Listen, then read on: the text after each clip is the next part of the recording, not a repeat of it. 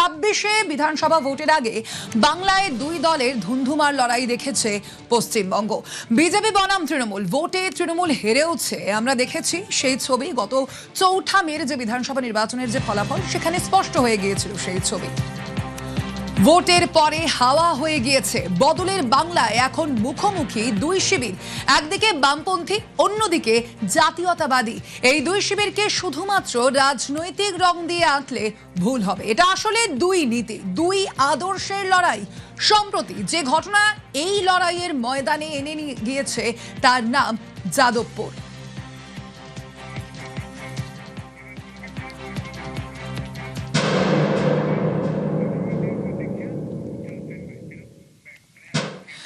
আমরা কথা বলবো এ নিয়ে। আমাদের সঙ্গে এই মুহূর্তে সরাসরি নিউজ রুম থেকে রয়েছেন আমাদের আউটপুট এডিটর অনির্বাণ সিনহা। অনির্বাণ, যে বিষয়টা জানতে চাইবো যে এই যে যাদবপুরের যে ঘটনা, এই যাদবপুরের ঘটনার প্রেক্ষিতে বঙ্গবাসী আগামী দিনে ঠিক কি ইঙ্গিত দেখছে, এটা কতটা তাৎপর্যপূর্ণ অনির্বাণ? অত্যন্তই তাৎপর্যপূর্ণ। দেখো, যাদবপুর হচ্ছে এক কথায় বলতে গেলে সব রকম বামেদের মিলিতভাবে বাম শক্তির পশ্চিমবঙ্গে একটা গড়। সেই যাদবপুর থেকে এই পাল্টাটা দিতে শুরু করা জিষ্ণু বসুরা, অর্থাৎ এই রাজ্যে সংঘের যারা মুখ, রাষ্ট্রীয় স্বয়ংসেবক সংঘের যারা মুখ, তারা যেটাকে কালচারাল মার্কসিজম বলছেন আজকের দিনে।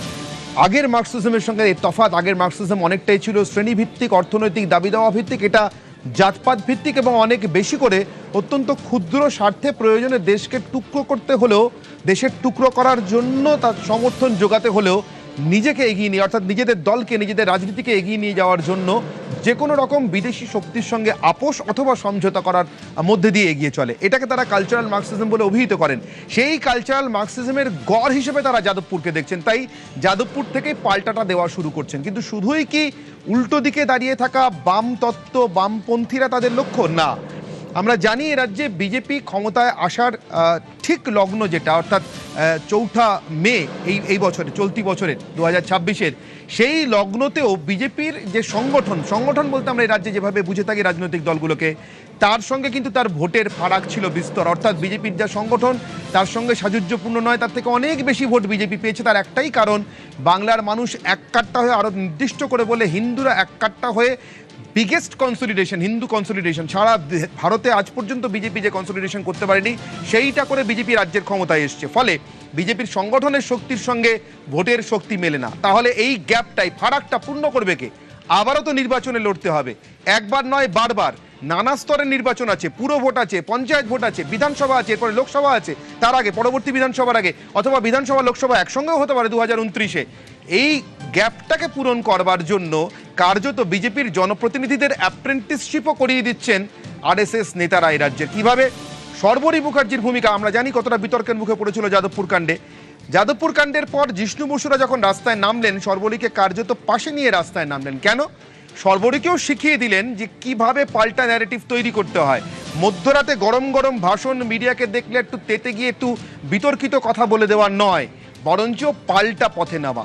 পাল্টা কোন স্লোগান নিয়ে পথে নামতে হবে, কি কথা সামনে রাখতে হবে, কোন কথা বলে মানুষকে আকর্ষণ করতে হবে, তার যেন কার্যত একটা পাঠশালা তৈরি করে দিলেন। রাস্তায় হাঁটতে হাঁটতে শর্বরী মুখার্জিকে শেখালেন, আপনি জনপ্রতিনিধি হয়েছেন ঠিক কথাই, প্রথমবারই দাঁড়িয়ে জিতে গিয়েছেন ঠিক কথাই, কিন্তু এখনও আপনার হিন্দুত্বের ন্যারেটিভ শেখা অনেকটা বাকি আছে। কিন্তু সেটা কোথাও উচ্চকিত হলো না, প্রকাশ্য হলো না, সামনে কোনো নিন্দা হলো না।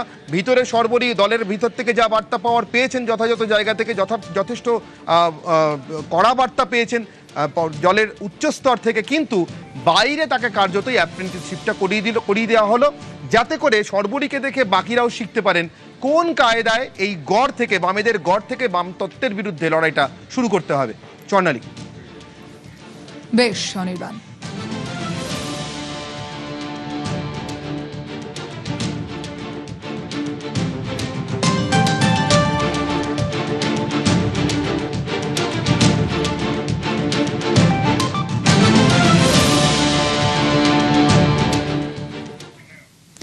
অতীতের সুনাম বজায় রেখে এগিয়ে চলুক যাদবপুর, সব অন্তরায় কাটিয়ে স্বাভাবিক ছন্দে ফিরুক বিশ্ববিদ্যালয়। যাদবপুর বিশ্ববিদ্যালয়ে যা ঘটেছে তা নিন্দনীয় বললেন উচ্চশিক্ষামন্ত্রী জগন্নাথ চট্টোপাধ্যায়।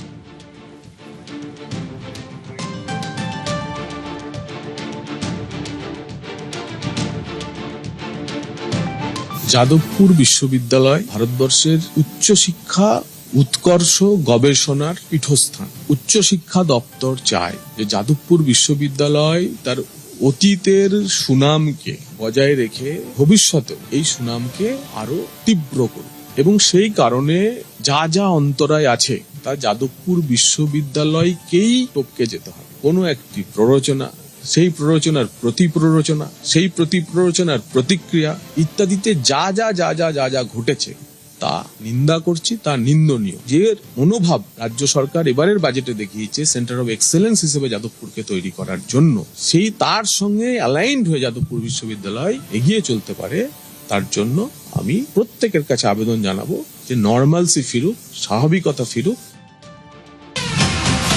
মত পার্থক্য থাক, হাতাহাতি বাদ যাক, মতবিরোধ থাক, বিবাদ বাদ যাক, ক্যাম্পাসে তর্ক থাক, সংঘর্ষ বাদ যাক, অশান্তি নিপাত যাক, যাদবপুর বদলে যাক, শিক্ষাঙ্গনে দাপাদাপি কবে সারবে এই ব্যাধি, ক্যাম্পাসে সব রং থাক, রংবাজি বাদ যাক, ক্যাম্পাসে হুজ্জতি। গত 19 আর 20 অগস্ট যাদবপুরে তাণ্ডব, আর সেই ঘটনার তদন্তে এবার ক্যাম্পাসে পুলিশ। যাদবপুর বিশ্ববিদ্যালয়ে এসিপি মনোজ কুমার ঝা। আমরা দেখেছিলাম গত 19 এবং 20 অগস্ট কিভাবে উত্তপ্ত হয়ে উঠেছিল যাদবপুর, আর সেই ঘটনার তদন্তেই এবার ক্যাম্পাসে পুলিশ। কথা বলবো, বিশ্বজিৎ রয়েছেন আমাদের সঙ্গে। বিশ্বজিৎ, আজ পুরো ক্যাম্পাসে গিয়েই পৌঁছলো পুলিশ আধিকারিকরা। সেখানে গিয়ে তারা মূলত কোন কোন বিষয় খতিয়ে দেখেন? দেখো, 19 তারিখ রাতে ঘটনা ঘটেছে, 6 দিন পর আজ মঙ্গলবার ক্যাম্পাসে পুলিশ এলো তদন্ত করতে। 19 এবং 20 তারিখ যে ঘটনা ঘটেছে, অর্থাৎ বুধবার রাতে যে ঘটনা ঘটেছে, এবং তার প্রেক্ষিতে বৃহস্পতিবার বিশ্ববিদ্যালয় উত্তাল হয়ে উঠে মিছিল এবং তারপর এমব্লেম ভেঙে যায়। অর্থাৎ সব মিলিয়ে এই যে ঘটনা, এই দুদিনের সিসিটিভি ফুটেজ তলব করেছে পুলিশের পক্ষ থেকে। আজ দুপুর 1:30 নাগাদ মনোজ কুমার ঝা, কলকাতা পুলিশের অ্যাডিশনাল পুলিশ কমিশনার এসিপি, তিনি আসেন এবং তার সঙ্গে আরো 3 জন আধিকারিক আসেন। মোট 4 জনের এই প্রতিনিধি দল পুলিশের তারা আসেন। যদিও তারা উপাচার্যের সঙ্গে দেখা করবেন বলে এসেছিলেন, যদি উপাচার্য অসুস্থ বলে আসেননি। রেজিস্ট্রার সেলিম বক্স মন্ডল তিনি তার সঙ্গে কথা বলেন তাদের সঙ্গে, এবং কলকাতা পুলিশের পক্ষ থেকে এই তদন্তকারী যে টিম তারা যেটা যে সমস্ত বিষয় চেয়েছে তার মধ্যে মূলত ওই দুদিনের সিসিটিভি ফুটেজ যেমন রয়েছে, এছাড়াও বিভিন্ন তথ্য এবং নথি চাওয়া হয়েছে, এবং এই সমস্ত কিছুই কলকাতা পুলিশকে তদন্তে সহযোগিতার জন্য বিশ্ববিদ্যালয় দেবে বলে জানিয়েছেন। প্রসেস চলছে এমনটাই জানিয়েছেন রেজিস্ট্রার। পাশাপাশি ওই দুদিনে ঘটনায় কারা জড়িত ছিল সেই সমস্ত সিসিটিভি ফুটেজ থেকে প্রকৃত তদন্তের মাধ্যমেই উঠে আসবে, এমনটাই আশা প্রকাশ করেছেন বিশ্ববিদ্যালয় কর্তৃপক্ষ। এবং তারা কলকাতা পুলিশের যে তদন্তকারী টিম এসছে, তারা যে সমস্ত রিকুইজিশন দিয়ে গেছেন সেই সমস্ত বিষয়গুলো বিশ্ববিদ্যালয় কর্তৃপক্ষ তাদেরকে দিয়ে সহযোগিতা করবে, এমনটাই জানিয়েছেন রেজিস্ট্রার সেলিম বক্স মন্ডল। আমরা তদন্ত সাথে এসেছিলাম, একজনের সঙ্গে কথা বলেছি। কিসের তদন্ত? যা আমাদের কাছে এই ডিটেলসটা যা জানতে হয়, I am not the appropriate authority, আমাদের সুপিরিয়ার্স আছে, আমরা সব রিকুয়েশন দিয়েছি, এবার রেজিস্ট্রারের সঙ্গে কথা বলা হয়েছে। 19 এবং 20 তারিখে বিশ্ববিদ্যালয়ে একটা ঘটনা ঘটে, সেই ঘটনার বিষয়েই কথা বলতে এসিপি এসেছিলেন। ওনাদের যা যা চাওয়ার, সেটা রিকোয়ারমেন্ট যা রয়েছে সেগুলো চাইছে, আমরা প্রসেস করছি। যত কাণ্ড যাদবপুরে, ছাত্র রাজনীতির নামে ক্যাম্পাসে নৈরাজ্য বলে তোপ দাগলেন রাজ্যের মন্ত্রী দিলীপ ঘোষ। পাশাপাশি তিনি তার আরো বক্তব্য, যাদবপুরে ঘুঘুর বাসা, বাবুল সুপ্রিয় হেনস্থার প্রসঙ্গ টেনেও তোপ দিলীপ ঘোষের।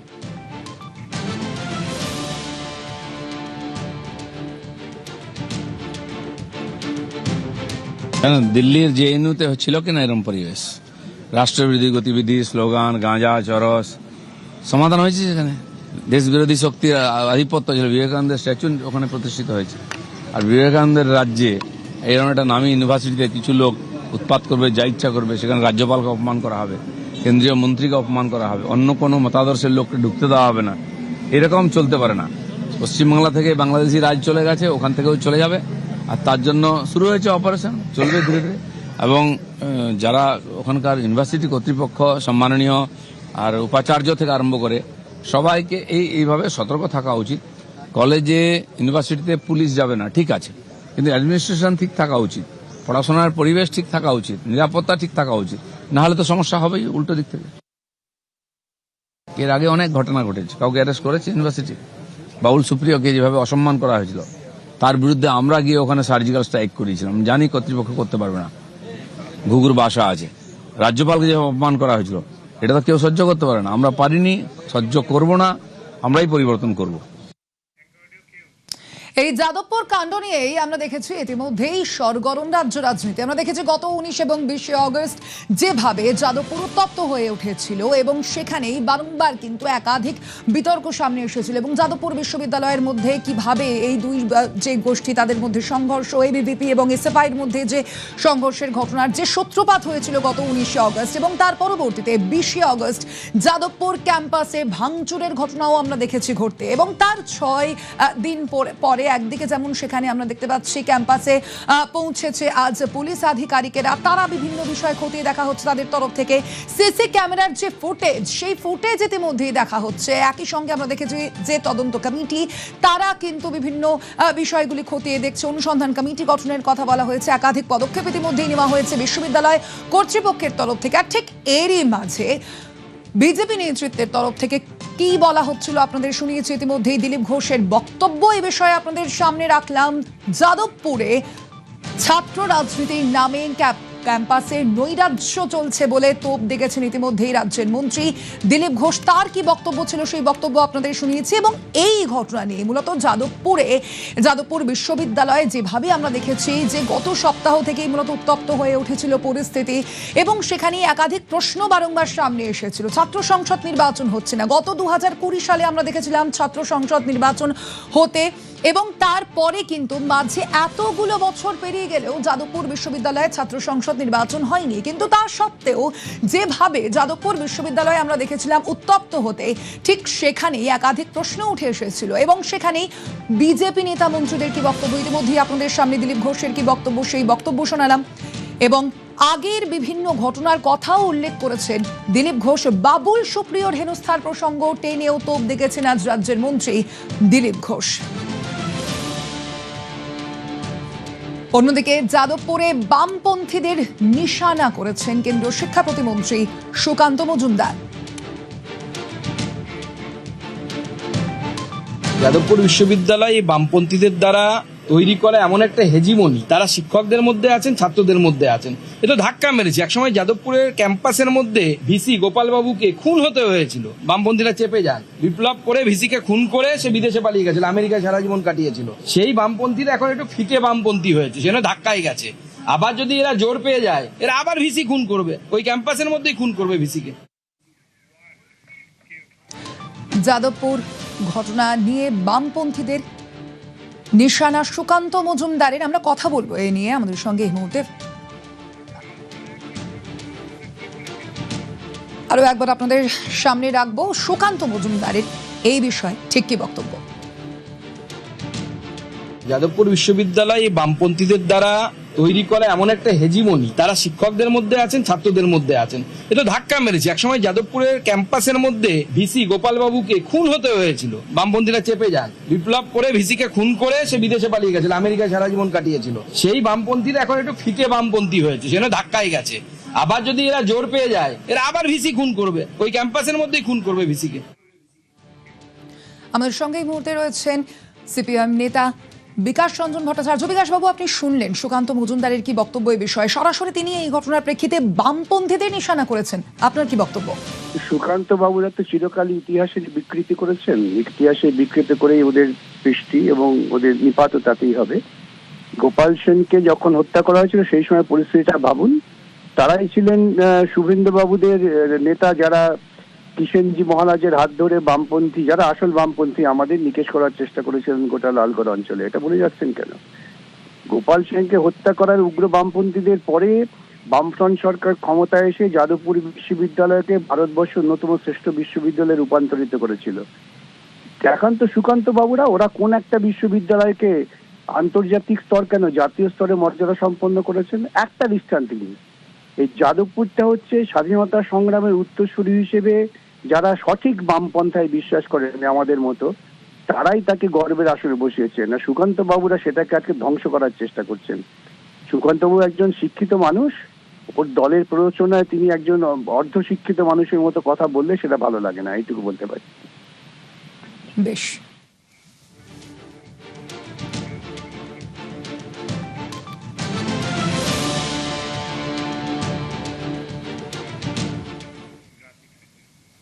শিক্ষা প্রতিষ্ঠানে রাজনীতির আখড়া করা যাবে না, সচেতনভাবে এই পরিচালন সমিতিতে জনপ্রতিনিধিরা দাবি করেছেন উচ্চশিক্ষামন্ত্রী জগন্নাথ চট্টোপাধ্যায়।